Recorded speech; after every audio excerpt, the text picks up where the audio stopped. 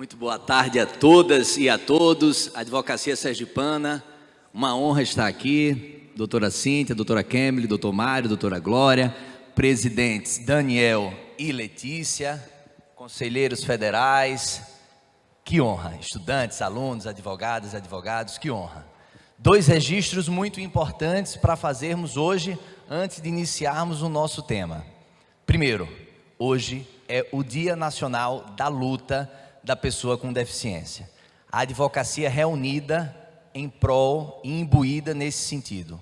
Proteção não só das advogadas e dos advogados com deficiência, mas sobretudo da sociedade, visando novos horizontes de maior proteção, de dignidade a todas e a todos.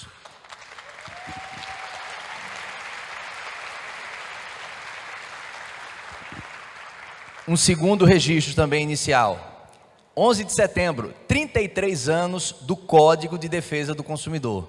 Mais uma vez agradecer ao presidente Daniel, à presidente Letícia, por permitir que nesse congresso espetacular possamos trazer o tema do direito do consumidor, que aliás é o tema talvez mais badalado e que mais tenha, com perdão doutora Cíntia, mas que mais tenha processos judiciais. No último relatório do CNJ a gente consegue perceber essa questão. Pois bem, comércio eletrônico de consumo, simples e objetivo. Com a pandemia, tornou-se uma realidade. Foi o setor que mais cresceu em todo o mundo. E com o crescimento, claro, vieram os problemas. E eu resolvi trazer, pelo menos nesse recorte inicial, alguns ou talvez os principais problemas do comércio eletrônico, sobretudo nas transações. Muitas delas transações que trazem prejuízos homéricos para consumidoras, para os consumidores, e que permite então que nós tenhamos uma possibilidade de nos proteger. E talvez o principal problema que a gente inicia agora a nossa conversa é sobre a informação. Como essa informação está sendo transmitida no momento da transação, no momento da oferta do produto ou do serviço? Primeiro a gente tem que ter a baliza básica do nosso conceito, para daí a gente avançar. Quando eu falo em deveres de informação, na verdade eu tenho que entender como esclarecimentos necessários para que a consumidora e o consumidor consiga de fato comprar aquele produto ou aquele serviço. Quando eu falo esclarecimentos necessários, eu tenho que pensar, as dúvidas postas pelo consumidor, que são os deveres de esclarecimento ativo, e as dúvidas e de fato os esclarecimentos que o fornecedor deve fazer no momento daquela oferta, daquele produto ou do serviço, que são os deveres de esclarecimento ativo. Pois bem, dito isso, a gente tem a segunda premissa, que é: a informação não é, em nenhuma hipótese, o fim em si mesmo. Ela é um meio. Para nós, consumidoras e consumidores, precisamos ter a informação para que possamos adquirir aquele produto, aquele serviço de forma serena, tranquila, sem ter qualquer tipo de pressão, que aliás é o que a gente mais tem visto hoje no comércio eletrônico de consumo. Quem nunca recebeu uma mensagem: compre agora, você tem 1 hora para adquirir aquele produto ou aquele serviço, sob pena de a promoção, por exemplo, desaparecer? Quem nunca aconteceu isso? Pois bem, então a informação ela deve ser entendida como um meio e não como um fim. E a terceira grande premissa para a gente entrar propriamente do tema e enfrentá-lo é que a informação é a medida da compreensão. O que implica necessariamente dizer que o efetivo cumprimento pelo fornecedor do dever de informar pressupõe a plena assimilação do consumidor. Objetivamente, se você, consumidora e consumidor, não conseguir entender a informação que está sendo transmitida pelo fornecedor, não tenha dúvidas. O problema está no fornecedor que não conseguiu se fazer compreendido. Então essa é a nossa terceira premissa básica quando a gente fala sobre dever de informação. Pois bem, e aqui a gente então chega no primeiro exemplo que eu quero então compartilhar com a advocacia e com vocês, claro, para a gente perceber quanto as novas ideias precisam fazer parte do nosso dia a dia. Percebam esse caso que aconteceu no Tribunal de Justiça do Estado de São Paulo. Zezinho, colaborador, estava entregando um produto de uma empresa para o seu cliente. Percebam que a imagem é clara. Colaborador, entrega gratuita, ponto e pronto. Aqui é simples. Artigo 30 e 35 do Código de Defesa do Consumidor é uníssono. A oferta vincula. O que significa necessariamente dizer que qualquer lugar que o fornecedor queira adquirir aquele produto, aquele serviço, deve chegar. Aquele produto deve chegar, deve ser atingido para que o consumidor então receba em sua residência. O fato é que, no caso em concreto, uma empresa resolveu fazer por bem essa publicidade e na segunda compra era bem distante o bairro. Sabe o que aconteceu? A empresa não entregou o bem e, em sequência, o consumidor ajuizou uma ação contra o fornecedor. Lembrando que o fornecedor tinha acabado de criar sua pequena empresa, tomou uma condenação no Tribunal de Justiça do Estado de São Paulo em R$15 mil e em uma semana sua empresa estava fechada. Ponto importantíssimo. O setor de marketing tem que necessariamente estar atrelado à advocacia.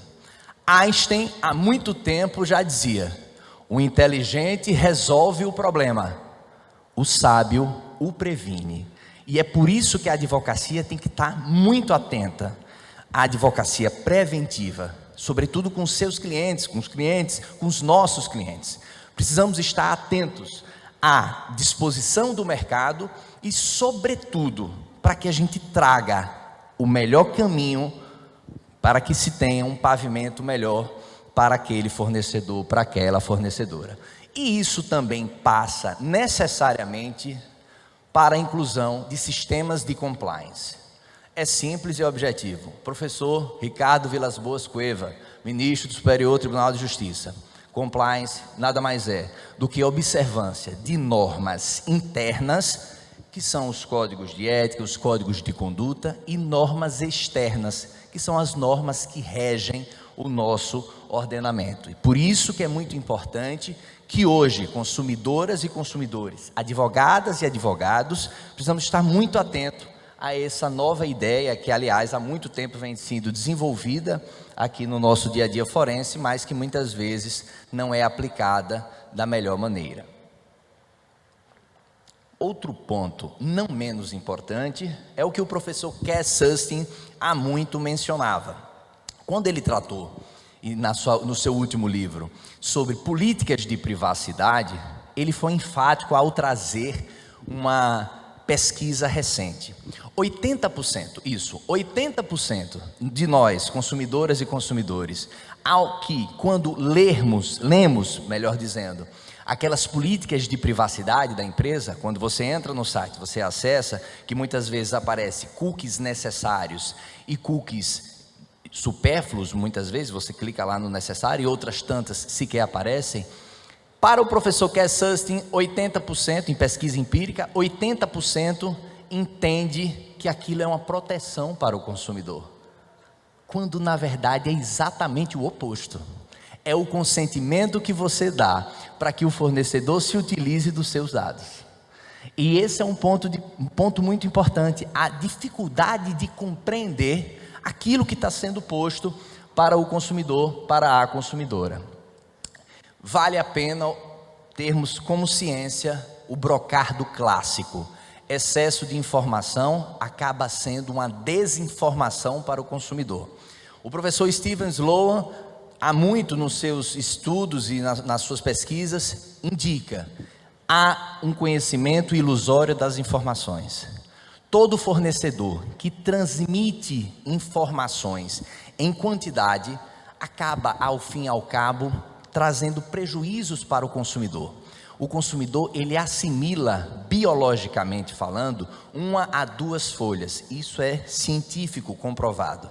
Se você vier com 15, 20 laudas, esqueça. Você não vai conseguir compreender. E é por isso que cabe ao fornecedor trazer as informações mais claras, objetivas, límpidas, transparentes, para que o consumidor consiga, então, refletir e assimilar melhor. O que também implica dizer que quantidade de informação não acaba sendo decisões acertadas. Isso não significa que nós, consumidoras e consumidores, vamos ter informações, vamos ter decisões, melhor dizendo, acertadas. E é por isso que nosso olhar é reduzido ao preço, à qualidade e à confiança do fornecedor. Um ponto muito interessante que eu quis fazer esse adendo aqui com vocês é o que acontece hoje nos Estados Unidos, nos casos dos bancos. Qual é a grande dificuldade no setor bancário hoje, para nós, consumidoras e consumidores? Simples, nós não conseguimos fazer o cotejo necessário, a comparação entre os serviços que são postos para o consumidor, porque existe uma dificuldade, uma tamanha multiplicidade de serviços que estão sendo ofertados. E aí, nos Estados Unidos, deram a solução. E a solução é o que eles chamam de sequência significativa de informação. O que significa isso, afinal? Se você quiser hoje contratar um serviço de crédito nos Estados Unidos, não tem problema nenhum. Você consegue fazer a avaliação de diversas empresas, diversas financiadoras, diversos bancos, com a mesma sequência de informações. Então você consegue saber se os juros de um é maior ou menor que o outro, na mesma ordem, o que vai facilitar a assimilação para a consumidora e para o consumidor. Então essa sequência significativa de informações, de fato ela é necessária, e quem sabe a gente possa também trazer essa ideia para cá. Um outro ponto, não menos importante, é dizer que desde 2013, e que há, sem dúvida alguma, um descumprimento generalizado por parte de alguns fornecedores, talvez a maioria, sobre o decreto que vai tratar sobre o comércio eletrônico. No artigo 4º do decreto, ele é muito claro. O fornecedor tem que trazer o contrato sinótico, ou o contrato quadro, ou o contrato resumo. Resumindo, um sumário. Ele deve necessariamente trazer um sumário no momento que há essa oferta do produto, especialmente no caso do comércio eletrônico de consumo. Ele é obrigado, mas o que nós vemos é exatamente o oposto. 10, 15 laudas que você não consegue entender nada e passa com o mouse e clica, li e aceito, e segue o jogo. Segue o jogo não, o problema é do fornecedor, que não trouxe o contrato sinótico, o contrato quadro necessário, e que aqui há, sem dúvida alguma, um descumprimento generalizado por boa parte, especialmente das transportadoras aéreas. Um ponto não menos importante, trazendo aqui a ideia da União Europeia e dos Estados Unidos. O que é que acontece hoje, agora, nesse minuto, na União Europeia? Se você, europeu, quiser saber se o fornecedor ele atende às diretrizes de defesa do consumo da União Europeia, que lá eles chamam de diretivas, você consegue. Isso mesmo, você entra no site agora da União Europeia e você consegue saber se aquele fornecedor ou não está aplicando devidamente as diretivas de consumo. Essa possibilidade, de fato, foi trazida pelo New Deal, que é a última diretiva da União Europeia que vai tratar sobre comércio eletrônico de consumo. Hoje também, nos Estados Unidos da América, através do Federal Trade Commission, que na verdade nada mais é do que o órgão de defesa do consumidor, tem inúmeras cartilhas, que hoje também já é muito replicado. Aqui no Brasil a gente tem, inclusive aqui em Sergipe, em diversos estados, uma atuação forte dos PROCONs, inclusive tem sido muito importante na defesa do consumidor, mas lá tem o sistema do SMS, do nada, pinga no seu celular, esse fornecedor está descumprindo, não compre nele. Isso existe, isso é real, especialmente nos idosos e nas idosas que precisam de fato, talvez de uma proteção mais aguçada, que aliás o próprio nosso código já assim o fez, mas aqui é muito interessante também perceber como de fato isso tem acontecido, ou como isso tem feito, como tem sido realizado na União Europeia e nos Estados Unidos. Outro ponto não menos importante é a nova ideia de responsabilidade civil através das sanções morais pelos fóruns de comunicação online.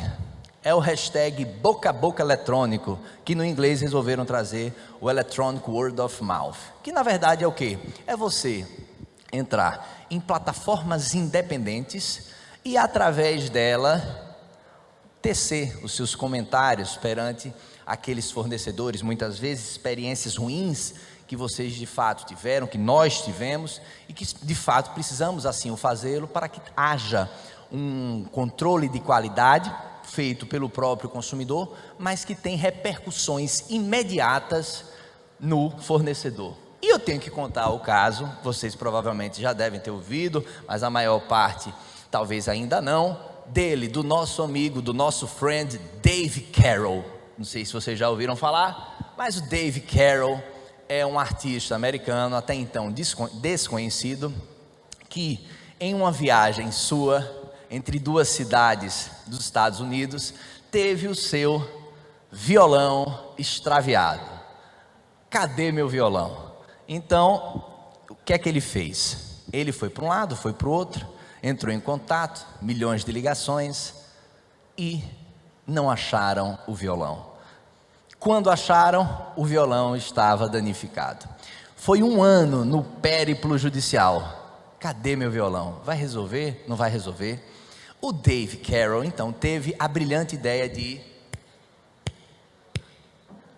fazer um vídeo. Resolveu fazer um vídeo contando, e uma música, um clipe, contando o seu périplo na justiça americana, na verdade, melhor dizendo, nessa tentativa de resolver o seu problema junto à United Airlines. E aí, quando ele fez esse vídeo, ele colocou o hashtag United Breaks Guitar. United Airlines quebra violão, ou continua quebrando, ou quebra, como vocês quiserem, violão. Simples. Em uma semana, a United perdeu 350 milhões na Bolsa de Nova York. Foi o maior prejuízo da história da United. O vídeo hoje tem 28 milhões de visualizações. Em uma semana, professora, a United diz: Hello, Dave. Olá, Dave. Como você vai? Que tal conversarmos? Aí ele diz: No, thanks. Não, muito obrigado, porque não dava mais. E nessa altura, de fato, ele já tinha alavancado a carreira dele por conta do vídeo. Mas percebam a importância da internet, que ao mesmo tempo consegue trazer benefícios, muitas vezes imediatos, para pequenos empresários, para fornecedores, fornecedoras, mas sobretudo que pode inclusive a qualquer tempo trazer um prejuízo enorme. Por isso que é muito importante nós, consumidores e consumidoras, também fazermos a nossa meia-culpa, de fato verificar até que ponto a gente pode fazer de fato essas reclamações e quanto a gente pode fazer, em qual medida a gente pode fazer. Chegando aqui às nossas reflexões finais, são dois pontos importantes que eu queria tratar com vocês, que a bandeirinha já levantou, e dê tudo a um advogado, só não dê o microfone, porque senão ele avança até 3h30 da manhã. É o seguinte, o professor Klaus Toner, há algum tempo, trouxe o que ele chama de democracia de consumo. Afinal, o que é isso? Simples, a possibilidade nossa de consumidoras e consumidores adquirir um determinado produto, um determinado serviço. É isso que nós queremos ao final, ao fim, ao cabo, ter essa possibilidade de adquirir. Mas aí ele faz uma reflexão muito importante. Ele diz o seguinte: olha, se hoje o mundo inteiro resolver adquirir um carro, o mundo para. O mundo para. Então, em cima dessa reflexão, ele diz: o produto que você comprar não deve só satisfazer a sua vontade pessoal, mas sobretudo o interesse coletivo, porque a regra dos 2 P's precisa estar sempre vigente. Preciso do produto ou do serviço, posso adquirir e utilizar sempre o que a doutrina italiana diz: di meno più bono, menos e melhor. Então é muito importante a gente ter sempre em mente o consumo consciente. E finalizo com 2 grandes ideias. Primeiro, o nosso amigo Lewis Carroll disse há muito tempo: para quem não sabe para onde vai, qualquer caminho serve. E é por isso que o professor Mauro Capelletti, em seu livro Acesso à Justiça, cravou: eu sei que o caminho da eficiência do consumidor passa necessariamente pelo que ele chama de ordem jurídica justa, ou seja, todos os instrumentos necessários, importantes, precisam de fato serem trazidos, seja no aspecto processual, seja no aspecto material, em defesa do consumidor. Nós, advogadas e advogados, somos instrumentos dessa avenida que está aberta para de fato concretizarmos a cidadania, que é efetividade dos direitos. Muito obrigado.